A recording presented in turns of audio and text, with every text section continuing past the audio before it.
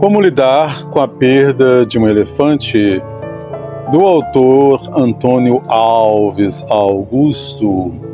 Consta no prefácio: o autor deste livro é a expansão de uma consciência. O coautor é apenas um viajante entre dimensões. O elefante é uma metáfora. Este texto não fala de perder, fala de transformar, porque nada verdadeiramente se perde quando o amor já fez morada em nós.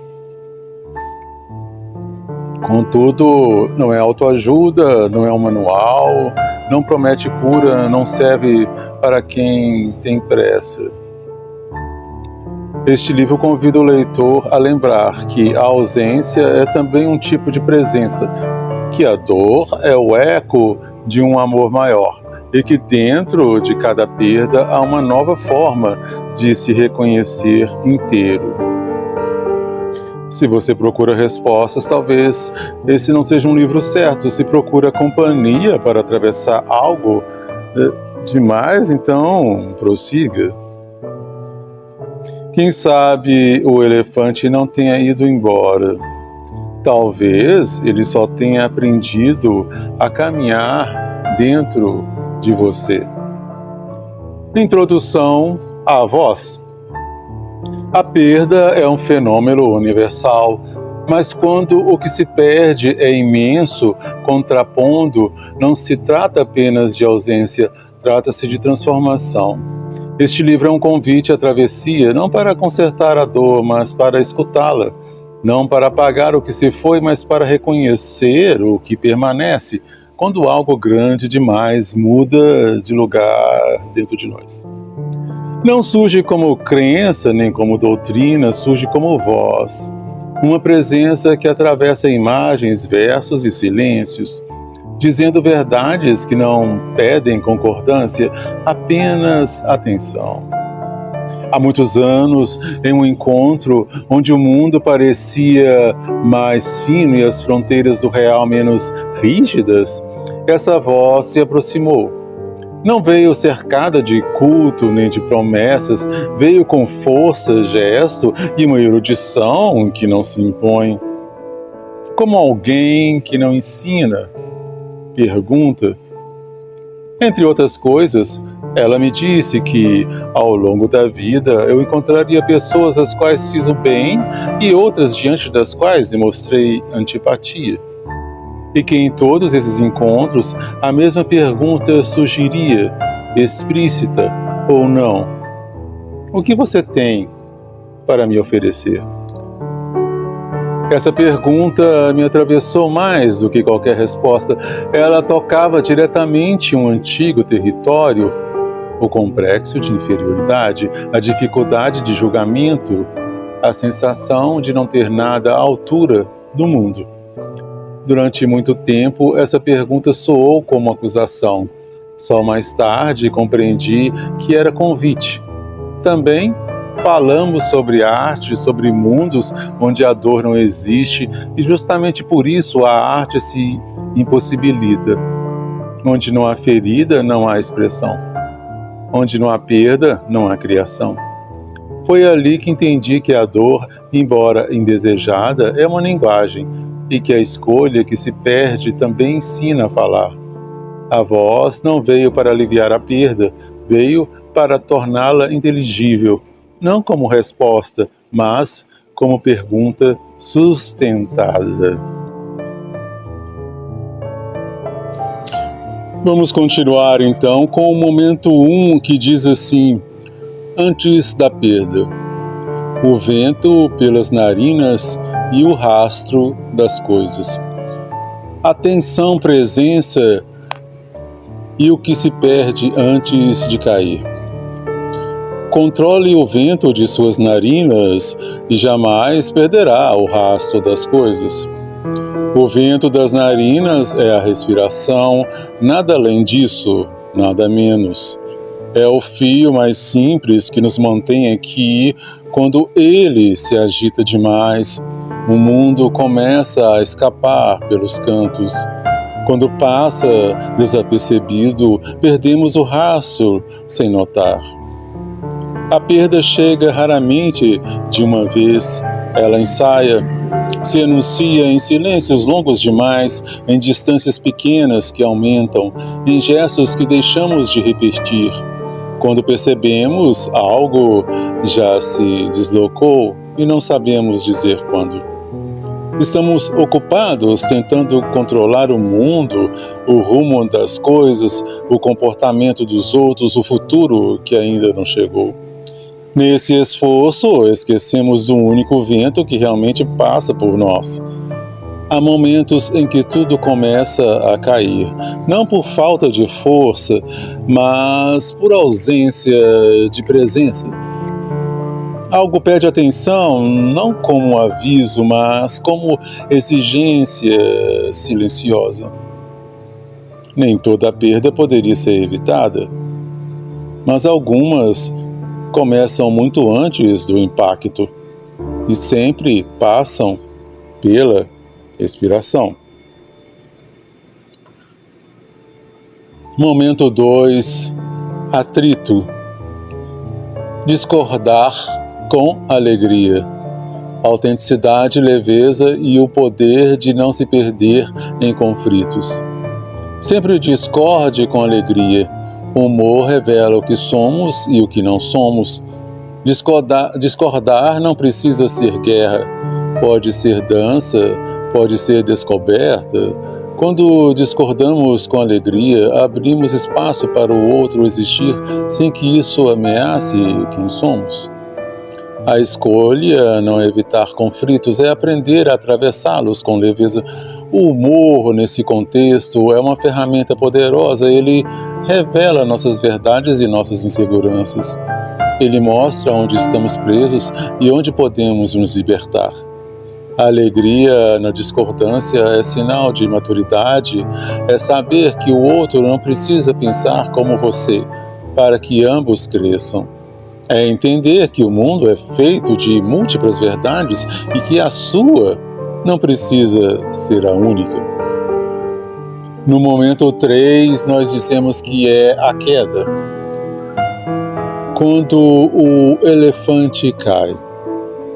O campo vibracional das relações, limites, rupturas e o reconhecimento do invisível. Se por um momento você sentir que abusou do espaço de alguém, observe o campo vibracional para saber se houve rompimento definitivo ou um mero choque de universos. Nem toda dor entre pessoas é definitiva. Às vezes é só um encontro intenso demais, um universo colidindo com o outro, mas há momentos em que o campo vibracional, essa energia sutil que conecta os seres, se rompe. E quando isso acontece, é preciso reconhecer, respeitar e seguir. A vida convida a desenvolver sensibilidade, a perceber quando estamos invadindo, quando estamos sendo invadidos e quando simplesmente estamos em desacordo de frequência. O campo vibracional é o espaço entre o eu e o outro.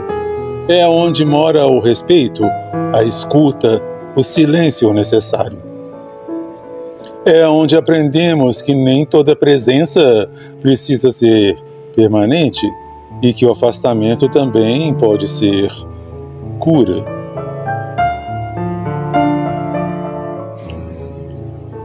No momento 4, o território da dor, onde a maioria das pessoas abandona a si mesma. A luta entre a semente e o sol. Esforço, amor e a beleza do processo. A satisfação é feita do amor e da pequena luta entre a semente e o sol. Nada floresce sem esforço. A semente, enterrada na escuridão, precisa romper a terra, enfrentar o tempo, buscar a luz. Assim, também somos nós. A satisfação não vem do resultado, vem do caminho, da luta silenciosa, da persistência amorosa. A tua história não traz fórmulas mágicas para reconhecer que cada passo, por menor que seja, é parte de uma dança entre o que somos e o que queremos ser. O sol não apressa a semente, ele apenas está lá, oferecendo calor. Cabe à semente decidir crescer. O que você entende por crescimento não condiz com o solo, com os que plantam ao teu lado e nem com os que colhem do seu fruto sem te dar créditos. Contudo, o amor é o sol, a ação é a semente. Quando agimos com amor, mesmo em meio à dor, algo dentro de nós, começamos a florescer, e essa flor única, imperfeita, verdadeira, é a nossa satisfação. No momento 5, o estranho alívio, quando a ausência começa a mudar de forma. Raposas, cães e anéis perdidos. Instinto, responsabilidade e o alívio que chega depois do erro. Raposas e cães quase não se perdem, e quando acontece é por desvio de mando ou experiências mal resolvidas. Raposas e cães sabem voltar, seguem rastros invisíveis, obedecem ao corpo, confiam no instinto. Nós não. Nós nos afastamos de nós mesmos. O humano se perde por dentro, não por falta de caminho, mas por excesso de vozes. Mandos que não eram nossos, expectativas herdadas, medos travestidos de decisões. Quando algo valioso se perde, um anel, um vínculo, uma promessa, quase sempre há um momento anterior, um descuido pequeno, um gesto automático, um silêncio aceito quando já não cabia. Reconhecer isso dói, mas há um alívio estranho quando a responsabilidade aparece. Não como culpa, mas como chão. Trancar os dedos depois não adianta. Chorar também não devolve o que caiu. O que transforma é olhar para a própria mão vazia e admitir: fui eu. Ele não afoga, ele é âncora. Há perdas que só começam a mudar de forma quando paramos de acusar o mundo e suportamos a verdade do que fizemos. No momento 6, o outro nome da perda. O encerramento verdadeiro. Sonhos em Júpiter, imaginação, arte e o alívio das dores. Às vezes sonho com um lugar onde o peso é diferente. Não sei dizer se é planeta, memória ou invenção. Só sei que ali as coisas flutuam mais do que caem. As cores não obedecem à lógica da Terra, o tempo não corre, gira, e o corpo estranhamente não dói. Nesse lugar, ninguém pergunta de onde vim. Também não perguntam para onde vou. Há apenas um tipo de presença a observar, sem julgar. Em certos momentos, tenho a impressão de que tudo ali se move por correntes invisíveis. Não vento, algo mais denso, como se o próprio espaço respirasse. Não há casas, não há caminhos marcados, ainda assim ninguém parece perdido. Quando acordo, trago comigo uma sensação difícil de nomear. Não é consolo, não é esperança. É como se algo tivesse sido visto, não entendido, não resolvido, apenas visto, e isso, por algum motivo, basta.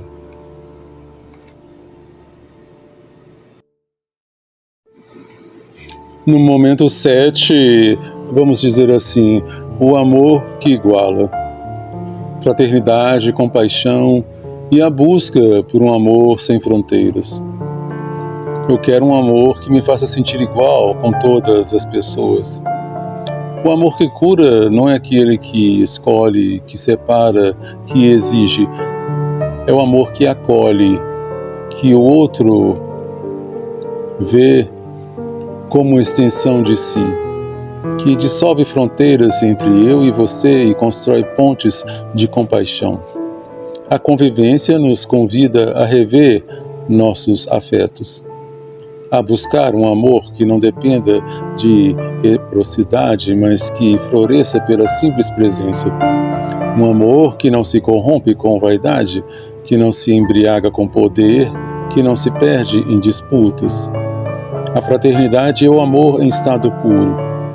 É o sentimento que nos iguala, que nos lembra que estamos todos tentando, todos caindo, todos buscando sentido. Amar assim é um ato revolucionário. No momento 8, o tesouro após a dor. Perdas descobertas e o fogo que nos transforma. Depois da dor há sempre um tesouro. A dor é uma passagem, um túnel escuro que parece não ter fim. Mas quem atravessa, quem não se rende, encontra algo precioso do outro lado, o tesouro. E esse tesouro não é ouro, não é glória, é verdade. É a clareza sobre quem somos, sobre o que importa, sobre o que nos move. A opção é evitar a dor, é atravessá-la com coragem, é entender que cada lágrima pode regar uma nova semente, que cada queda pode revelar um chão mais firme, que há um mundo, fogo esplêndido dentro da terra e dentro de nós, esperando para nós transformar. A dor é o mestre, o tesouro é o aprendizado. Negar a dor é negar o mundo, mas acolhê-la é abrir espaço para a cura, para a arte, para o amor. No momento 9, generosidade em tempos de injustiça.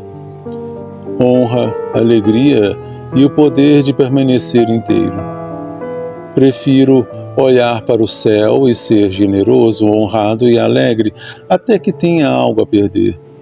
Em um mundo onde o paraíso e o inferno parecem se confundir com mentiras e injustiças, manter a generosidade é um ato de resistência. Ser honrado quando tudo ao redor parece corrompido é escolher não se perder. Ser alegre mesmo diante da dor é afirmar que a luz ainda vive em nós. A luta não vai te brindar do mundo, é para atravessá-lo sem te corromper. É manter a dignidade mesmo quando ninguém está vendo. É fazer o bem mesmo quando não há garantias de retorno. A generosidade é força, a honra é direção. A alegria é combustível. E quando tudo parece desabar, essas três virtudes nos mantêm de pé. Elas nos lembram que somos maiores que as circunstâncias. Momento 10. As cinzas e o elefante. Perdas profundas, reconstrução e a direção do peso que carregamos. Se tudo o que ficou de seu último relacionamento foram cinzas, procure água fresca e limpa. Tente imaginar a perda de um elefante. A perda. Grandes perdas são comuns? A perda de algo imenso, sagrado, que ocupava espaço demais para ser ignorado. Quando tudo vira cinza, é fácil se apegar ao que queimou. Mas há uma opção: continuar carregando o peso ou buscar água fresca. Algo que purifique, que renove, que nos devolva ao presente. A solução não é apagar o passado, é selecionar, escolher o que fazer com ele. É transformar cinzas em solo fértil. É entender que às vezes imaginar uma dor maior nos ajuda a colocar a nossa em perspectiva, não para minimizar, mas para compreender. A direção do peso é nossa. Podemos carregar a ausência como fardo ou como lembrança. Podemos transformar o luto em arte, em ação, em amor. Podemos seguir mesmo sem esquecer. Se você chegou até aqui, talvez já tenha começado a lidar com a sua perda. Que as palavras de amor te acompanhem como luas fiéis, revelando que mesmo no caos cósmico, a beleza, a arte, a amor. A direção do peso será sempre nossa.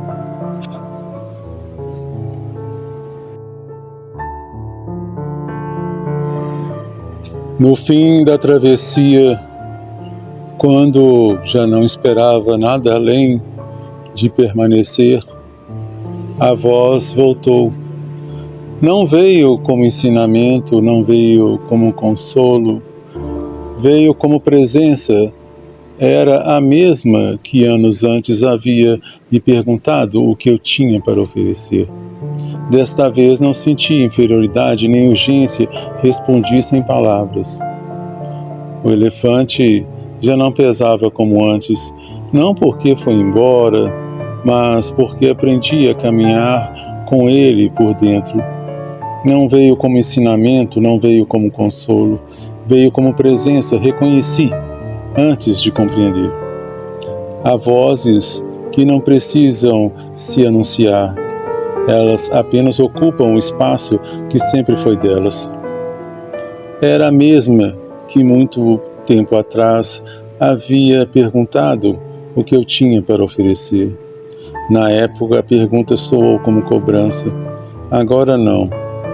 Não senti urgência, nem inferioridade, nem necessidade de provar algo.